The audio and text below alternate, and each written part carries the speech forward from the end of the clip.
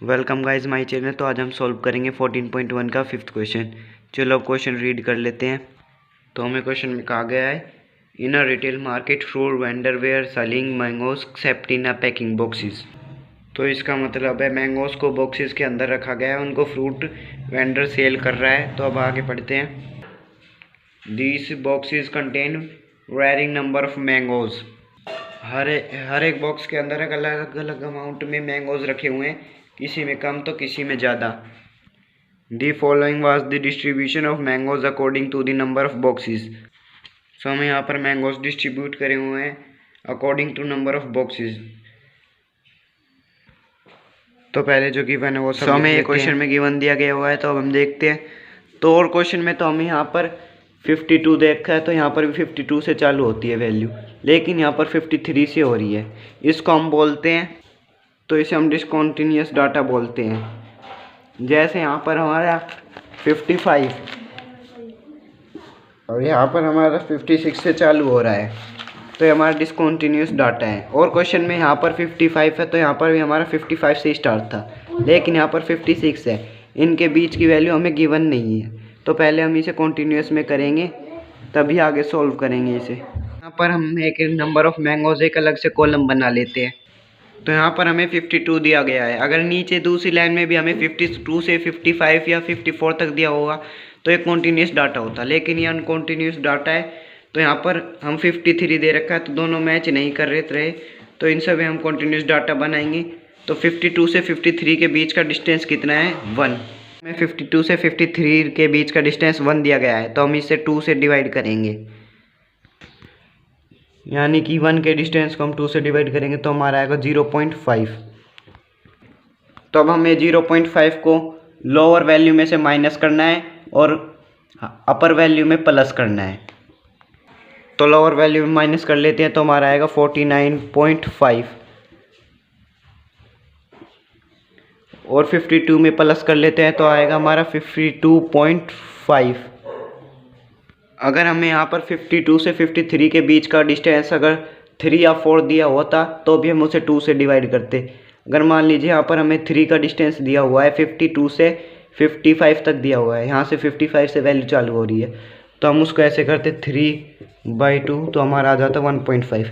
ऐसे ही 1.5 को lower value में से माइनस और अपर वैल्यू में से प्लस करते, तो हमारा 1 का डिस्टेंस है, तो हमने इसमें 0.5 माइनस कर दिया और इसमें प्लस कर दिया। अब ऐसे ही नेक्स्ट कर लेते हैं। 53 में से 0.5 माइनस करेंगे तो आएगा हमारा 52.5 और 55 में प्लस करेंगे तो आएगा हमारा 55.5। अब ऐसे ही नेक्स्ट 56 में माइनस करेंगे तो आएगा हमारा 55.5। अब देखो ये वैल्यू मैच हो रही है, तो ये हमारा हो गया कॉन्टीन्यूस डाटा में कन्वर्ट हो गया। ऐसे हम पूरे को निकाल लेंगे। 58 में अब हम प्लस करेंगे तो आएगा हमारा 58.5। और डाटा आ चुका है, तो हम इस वैल्यू को छोड़ देंगे, जो हमारी ये वैल्यू है, क्योंकि हमारे पास कॉन्टीन्यूस डाटा आ चुका है। अब हमें इस वैल्यू को देखेंगे बस। तो जैसा कि मैंने पहले बताया, जहाँ पर भी नंबर आ जाए वो हमारी फ्रीक्वेंसी होती है। तो हम इसका सिग्मा ऑफ फ्रीक्वेंसी आ जाएगी हमारी 400। इन सबको ऐड करेंगे तो अब हम एक्स आई निकालेंगे, क्योंकि हम इसे एज्यूम मीन मेथड से यूज़ करेंगे, इस सॉल्व करेंगे इस आंसर को। तो एक्स आई निकालने का फॉर्मूला है lower class plus upper class by 2। तो हम करके देख लेते हैं, lower class plus upper class by 2। तो ये हमारी लोअर क्लास और ये हमारी अपर क्लास, इनको लिख लेते हैं।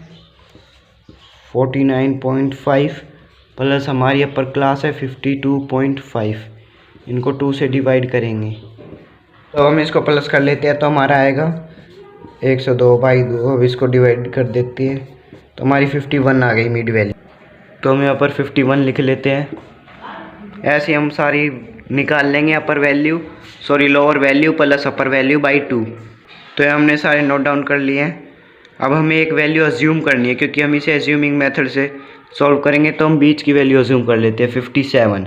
अब हम निकालेंगे डी आई। तो हमारे डी आई का फॉर्मूला होता है एक्स आई माइनस ए। तो अब हम डी आई निकालेंगे। डी आई का फॉर्मूला एक्स आई माइनस ए। पहला डी आई निकाल लेते हैं। तो हम 51 में से 57 को माइनस करेंगे क्योंकि ए आई हमारे ये है और अज्यूमिंग वैल्यू ये है। तो डी आई निकालने का फॉर्मूला था एक्स आई माइनस ए। तो हम इसमें से इसको माइनस करेंगे तो आएगा हमारा -6 क्योंकि बड़े के साथ माइनस का साइन है।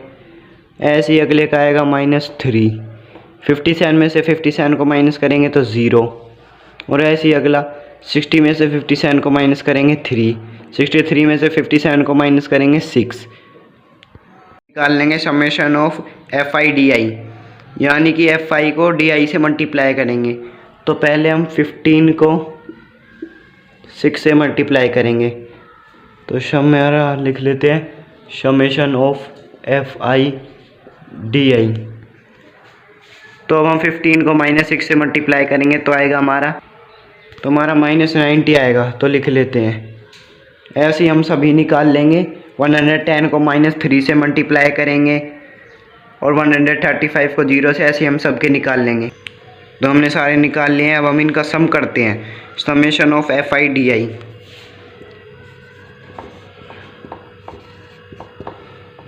इनका सम कितना आता है हमारे पास। अब हम इन सबको टोटल करेंगे, माइनस को और माइनस को टोटल करेंगे, इनको अलग टोटल करेंगे, माइनस और इनको प्लस करेंगे क्योंकि माइनस माइनस होता प्लस है पर साइन माइनस का लगता है, और इनको प्लस करेंगे। तो हमारा आंसर आएगा इनको सबका टोटल करके 75। तो बस और कुछ नहीं करना, हमें इन सबको फॉर्मूले में पुट कर देना है। एज्यूमिंग मीन मेथड के फॉर्मूले में, मेथड का फॉर्मूला होता है एक्स बार, ये मीन होता है, एक्स बार ये मीन को डिनोट करते हैं। अब आगे आता है A plus summation of F I D I upon summation of F I. बस अब वैल्यू पुट कर देनी है। तो हमारी एज्यूमिंग वैल्यू थी 57 प्लस, तो हमारा summation of F I D आई था 75 अपॉन में हमारा समेशन एफ आई था 400।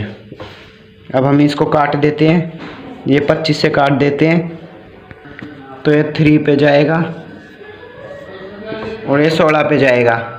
क्या बच गया 57 प्लस, इसको इससे डिवाइड कर देंगे तो हमारा आएगा 0.187। तो हमारा आंसर आ गया 57,187 पॉइंट।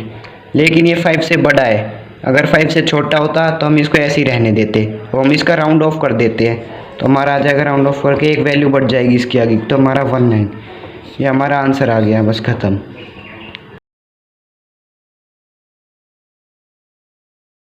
तो गाइस अगर आपको वीडियो अच्छी लगी हो तो प्लीज़ यार लाइक एंड सब्सक्राइब कर देना।